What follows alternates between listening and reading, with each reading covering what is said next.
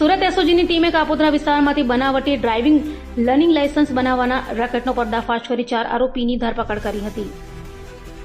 Surat police commissioner Anupamsinh Gehlot દ્વારા bogus document બનાવી આપતા ઇસમોને શોધી કાઢવા આપેલી સૂચનાને લઈ એસઓજી ડીસીપી રાજદીપસિંહ નકુમના માર્ગદર્શન હેઠળ પીઆઈએ સોનારાની ટીમ તપાસમાં જોડાઈ હતી. ત્યારે પીએસઆઈ એમડી સરવૈયાની ટીમના એએસઆઈ યુવરાજસિંહ અને અનારમાં હેડ કોન્સ્ટેબલ જીતેન્દ્રસિંહને મળેલી બાતમીના આધારે કાપોદ્રા વિસ્તારમાંથી બનાવટી ડ્રાઇવિંગ લર્નિંગ લાયસન્સ બનાવી આપનાર 4 આરોપીઓ બ્રજેશ ઉર્ફે રઘુ માણિયા, ધર્મેન્દ્ર ઉર્ફે ધર્મેશ શેખડિયા, પ્રફુલ ઉર્ફે આરટીઓ પટેલ અને રવિ ગાંગણિયાને ઝડપી પાડી પોલીસે તેઓ પાસેથી 4 મોબાઈલ ફોન તથા અલગ અલગ 13 લોકોના બનાવટી લર્નિંગ લાયસન્સ મળી 30,000નો મુદ્દામાલ કબજે કરી તપાસ હાથ ધરી હતી.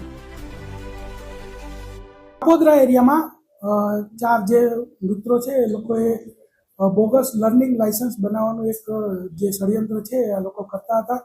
તો એસઓજીના ધ્યાને આવતા આ લોકોને પકડી પાડવામાં આવે છે. એમની પાસેથી 13 આવા લર્નિંગ જે બોગસ લાયસન્સ બનાવ્યા એ પણ જપ્ત કરે છે અને બીએનએસ 316(5) કે જેની સજા આજીવન કેદ સુધીની છે એના મુજબ ગુનો દાખલ કરવામાં આવ્યો છે.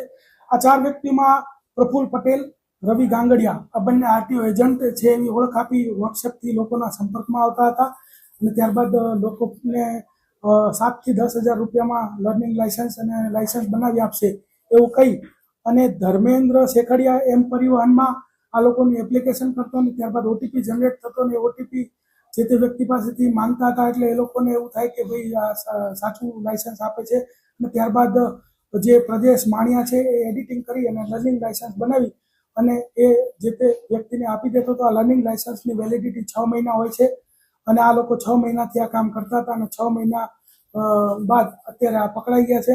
અત્યાર સુધી લગભગ 50 થી વધારે લોકો આના ભોગ બન્યા છે અને 7 થી 10,000 રૂપિયામાં કામ કરતા હતા અને આ લોકો વિરુદ્ધમાં જે છે એ એસઓજી ધોરણસર કાર્યવાહી કરે છે.